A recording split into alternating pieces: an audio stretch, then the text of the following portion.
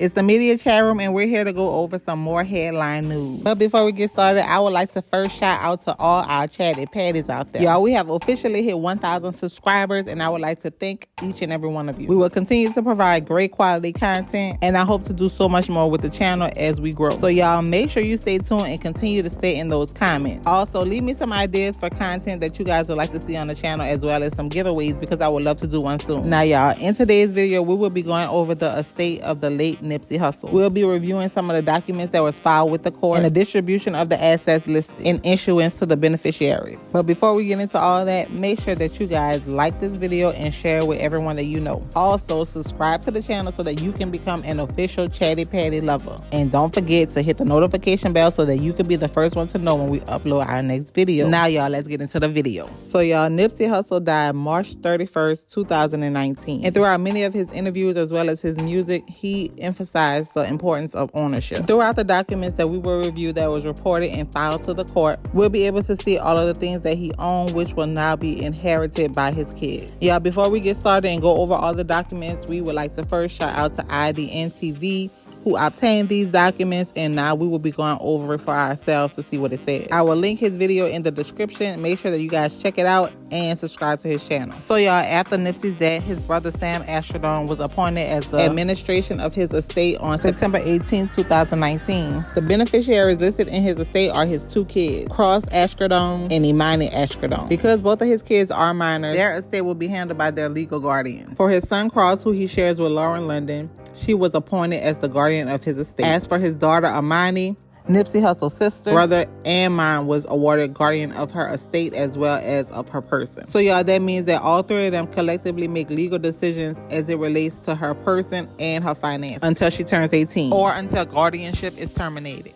Now y'all, ever since Nipsey Hussle died, his family as well as Imani's mom have been back and forth in court for custody or guardianship over. So originally, when they first went to court, the Astrodome family stated that Tanisha, which is Imani's mom, was not a fit mother and that she would be better off to be raised by them. And according to Radar Online, back in 2019, Tanisha admitted to having some type of issue with substance abuse and alcohol. And at some point, an investigator was assigned to the case, and he recommended that Imani remain with Nipsey Hussle's sister Samantha because Tanisha was unemployed. Therefore, Samantha was appointed temporary guardianship. 3 years later, Tanisha stated that she no longer had a financial limitation and she wanted to terminate guardianship, as she stated there was no longer a need for one. The guardianship was not terminated. However, Tanisha did gain more visitation rights with her child, and co-guardianship was now appointed to Nipsey's mom Angelique, his sister Samantha, and his brother Sam, who all again was appointed as the guardian of her estate as well. So now we'll move further down into the document, which is the status of the estate, which states that all costs have been paid from the estate with the exception of the attorney fees, and everything can be dispersed to the beneficiaries. Now there's going to be equal distribution for all payouts. Now y'all remember we said that the family was trying to get guardianship over Imani,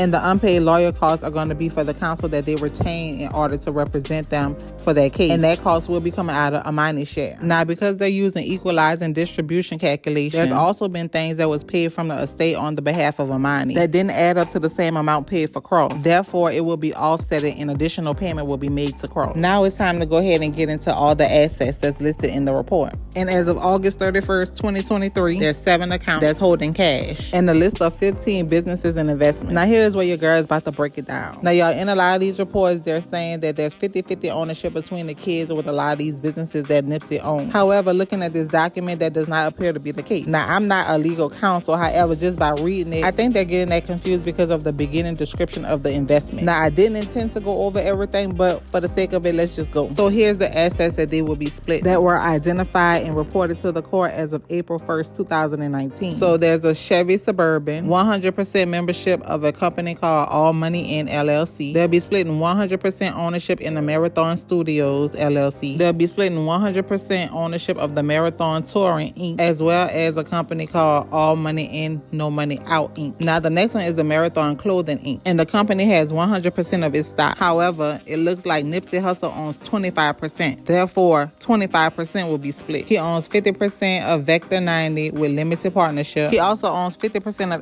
SC Commercial Ventures with limited partnership. And that look like it's a duplicated entry, or maybe he purchased the other 50% from the other owner. So we're going to say in this case, either they splitting 50% or they splitting 100% of that. They will be splitting 20% of the Marathon agency. They'll get the proceeds from any trademark using Nipsey Hussle's name, voice, signature, photograph, or likeness in or on the product. There's also a corporation for Marathon OG, brand Marathon. There's also a family trust, which is indicated as loan receivables, so money coming into a trust from money that was loaned out of the trust. Also an investing company, Marathon Investments. Now let's go back to tie some numbers separate. Now y'all, this is the cash value that they will be splitting from all 7 accounts that was listed in the beginning. All 7 of those accounts total in $5,977,092.17.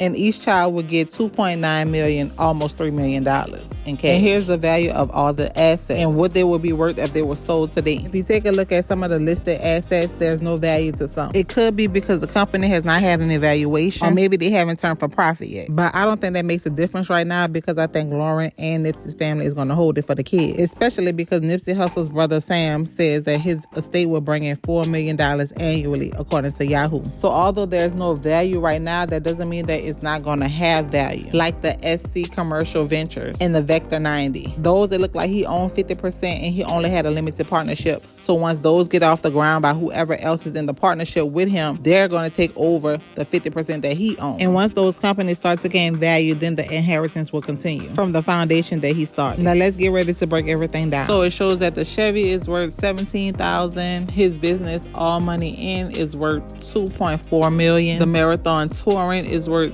$606,000. His ownership in the Marathon Clothing Inc. is worth $271,000. His trademark portfolio is worth $913,000. The money that he's receiving in the Marathon investment is worth $88,000. And the loans that's going to be paid back from a family trust is worth $1 million.